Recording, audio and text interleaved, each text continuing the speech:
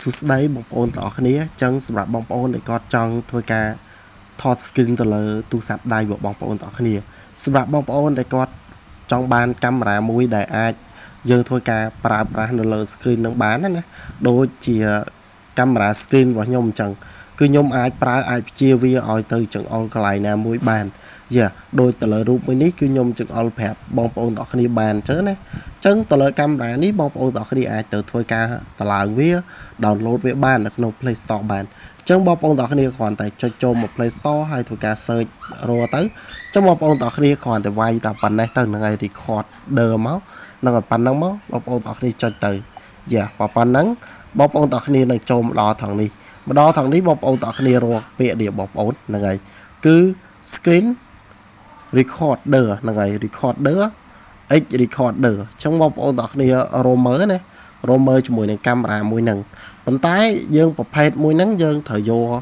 ជាមួយនឹងអាប្រភេទក្រោមនេះបងប្អូនហ្នឹងហើយបងប្អូនទាំងអស់គ្នាកុំយកអាប្រភេទលើហ្នឹងណានិយាយទៅអាប្រភេទលើនេះវាមកប្រភេទដែរគ្រាន់តែថាវាស្តៀងគ្នាប៉ុន្តែ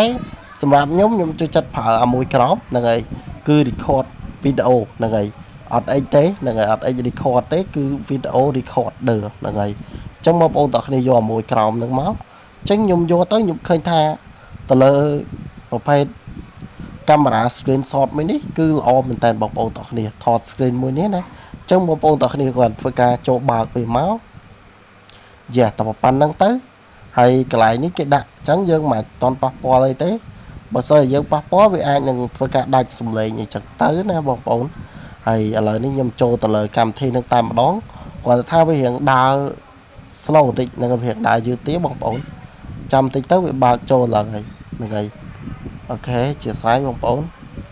ខ្ញុំទៅការ clear ចោលមួយសិនហើយខ្ញុំសូមទៅការចូលសារថ្មីម្ដង